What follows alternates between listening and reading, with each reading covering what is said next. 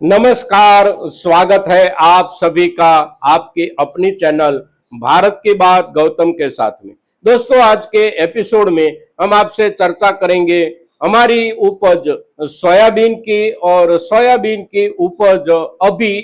इन दिनों में भावों को लेकर जहां तक पहुंची है वह लेवल अच्छा है, बढ़िया है, और अब आगे जाकर उसमें कितना सुधार मिल सकता है और सुधार की संभावना अभी कितनी बची है, और संभावना के साथ जुड़ी हुई वजह क्या क्या है, ये सभी मुद्दों के ऊपर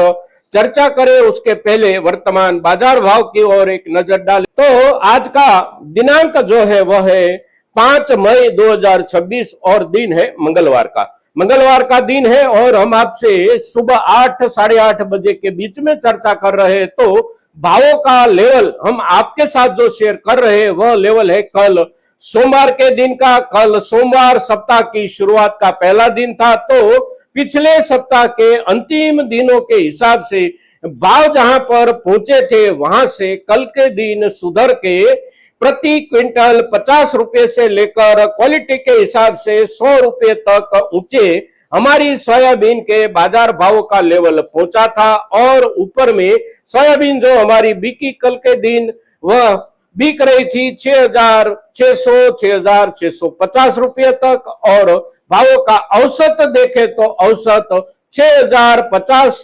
6,100 रुपये से लेकर 6,200 6,300 रुपये के बीच में हमारी ज्यादा किसानी उपज सोयाबीन बिक रही है सभी के सभी बाजारों में। और यहां तक पहुंचे हुए सोयाबीन के भाव अवश्य अच्छे हैं। अब आगे जाकर उसमें सुधार की संभावना कितनी दिखाई देती है, तो अवश्य सुधार की संभावना तो बनती है, किंतु जब बहुत दिनों के हिसाब से भावों में सुधार बनता रहता है तो हो सकता है कि नजदीकी कुछ दिनों के लिए भावों में सुधार रुक जाए, भावों में स्थिरता बने, या कुछ नरमी की संभावना को नकारा नहीं जा सकता। किंतु अंत में देखें तो आखिर हमारी सोयाबीन की उपज के भावों में सुधार की आगे जाकर अच्छे से अच्छी संभावना है। सुधार की जो संभावना दिखाई देती है उसकी जो वजह है वह वजह अभी भी वैसी ही बनी हुई है जैसी पिछले समय के दौरान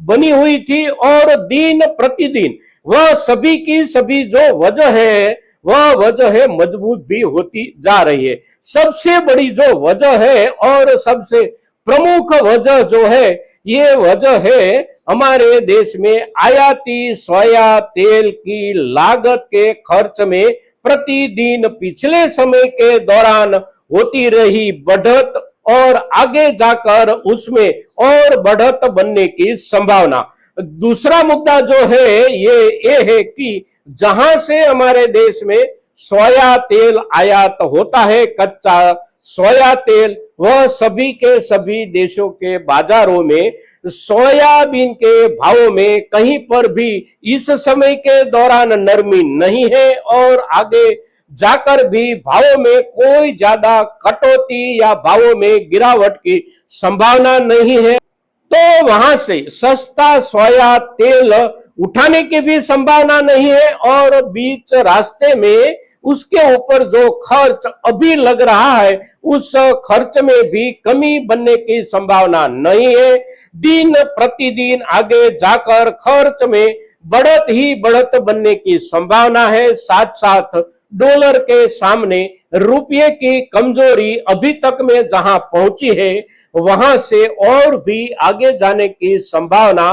करेंसी मार्केट की ओर से भी बताई जाती है। तो ये वजह जो है ये वजह सीधे से सीधी जुड़ी है हमारी सोयाबीन उपज के बाजार भाव के साथ, और हमारी सोयाबीन उपज के बाजार भाव के साथ अप्रत्यक्ष रूप से जुड़ा हुआ एक दूसरा कारण, एक दूसरी वजह जो है वह वजह है हमारे देश में आता हुआ आयाती पाम तेल के खर्च में निरंतर अभी तक में बनी हुई बढ़त, और आगे जाकर उसमें और बढ़त की संभावना के साथ साथ उसके थोक में कमी की संभावना जो बताई जाती है वह संभावना उसके भावों में दिन प्रतिदिन और बढ़त का एक संकेत दे रही है। और उसकी थोक में कमी की जो संभावना बताई जाती है, उसकी वजह है हमारे देश में आयाती पाम तेल जहां से आता है, वह देश इंडोनेशिया, मलेशिया और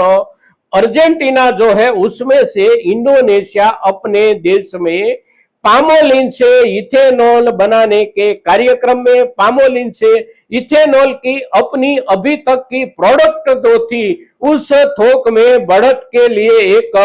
स्थायी रूप से कार्यक्रम बना चुका है। और वहां पर इथेनॉल बनाने की जो भी ढांचागत सुविधाएं है, इस सुविधा में विस्तृतीकरण का कार्यक्रम उन्होंने बहुत ही झड़प से, बहुत जल्द से हाथ पर लिया है, क्योंकि वहां पर क्रूड ऑयल जो भी आयात होता था, उसका आयात खर्च भी बढ़ गया है। 1.5 गुना से भी ज्यादा खर्च दुनिया के सभी देशों में जैसे बढ़ गया है, ठीक वैसा हाल इंडोनेशिया का भी है, क्योंकि इंडोनेशिया अपनी क्रूड ऑयल की जरूरत के लिए संपूर्ण रूप से आयाती क्रूड ऑयल के ऊपर ही निर्भर है। और वहां पर क्रूड ऑयल जो भी आयात होता है, उसमें सबसे ज्यादा हिस्सा जो होता है, वह हिस्सा होता है गल्फ कंट्री से। और गल्फ कंट्री में अभी ये जो सिचुएशन चल रही है, ये सिचुएशन ने पूरी दुनिया के क्रूड ऑयल की खपत वाले सभी के सभी ऐसे देश, जो देश अपनी जरूरत का ज्यादा से ज्यादा हिस्सा आयात के रूप में पाता हो, वही देशों को अपने अपने हिसाब से अपने देश में कहीं पर से कोई ना कोई विकल्प खोजकर उस विकल्प को कुछ अच्छा आधार बनाने की जरूरत जब इस युद्ध ने दिखा दी है, तो इंडोनेशिया ने भी अपनी जरूरत की आपूर्ति के लिए अपने देश में इथेनॉल प्रोडक्शन को बढ़त बनाने का एक कार्यक्रम हाथ पर ले लिया है। और वहां पर अभी तक में इथेनॉल का प्रोडक्शन जो हो रहा था, उसमें ज्यादा प्रोडक्शन का लक्ष्यांक हासिल करने के लिए उन्होंने अपनी ढांचागत सुविधा जो है, इस सुविधा का विस्तृतीकरण का कार्यक्रम हाथ पर लिया है। और उसके चलते हमारे देश में इंडोनेशिया से आती हुई पाम ऑयल की रवानगी जो है, यानी कि पाम ऑयल का थोक जो है, उसमें दिन प्रतिदिन कमी की संभावना बनती है, साथ साथ उसकी कीमतों में बढ़त की भी संभावना बनती है। फिर बाकी बचे 2 देश जो हमें पाम ऑयल का निर्यात करते हैं, तो वह 2 देश है मलेशिया और अर्जेंटीना। तो अर्जेंटीना से हमारे देश तक पहुंचता हुआ कोई भी तेल हो, फिर चाहे वह तेल सोयाबीन का कच्चा खाद्य तेल हो या फिर पान का कच्चा खाद्य तेल हो, रास्ता इतना लंबा है कि उसके ऊपर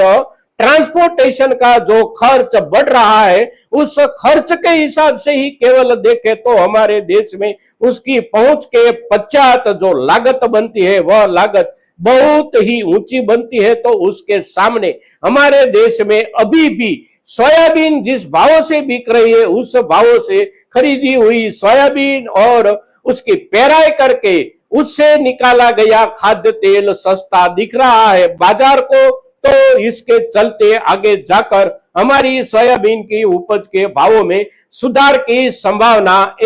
2-3 मुद्दों की वजह से अवश्य बनती है। फिर एक लंबे समय के हिसाब से देखें और लंबे समय के हिसाब से समझने का प्रयास करें, तो इस वर्ष की सोयाबीन खरीफ सीजन की बुआई का समय नजदीक आ रहा है। और हो सकता है कि मौसम विभाग की ओर से इस वर्ष में वर्षा की जिस तरह से चेतावनियां दी जा रही है, उसके चलते अगर हमारे देश में सोयाबीन की बुआई के रकबे में कमी आ गई, तो उसका असर और गहरा पड़ सकता है। और गहरा पड़ता हुआ असर हमारी सोयाबीन की उपज के भावों को बुआई के समय के पश्चात और आगे जाने की संभावना दिखा रहा है दोस्तों। तो हमारी सोयाबीन की उपज पिछले समय के दौरान हम आपको एक आगे जाकर सोने की उपज होने की संभावना जो भी कह रहे थे, वहां पर हो सकता है कि इस वर्ष में हमारी सोयाबीन की उपज पहुंच जाए और वहां पर पहुंच जाए। ऐसी आप सभी सोयाबीन की उपज के साथ जुड़े हुए किसानों को हमारी ओर से शुभकामना के साथ आज के दिन सोयाबीन की उपज के ऊपर हम जो भी चर्चा कर रहे हैं, हमारी ये चर्चा ज्यादा से ज्यादा किसानों तक पहुंचे, इसके लिए आप भी अपना फर्ज निभाएंगे, ऐसी आपसे अपेक्षा के साथ जय हिंद, जय भारत।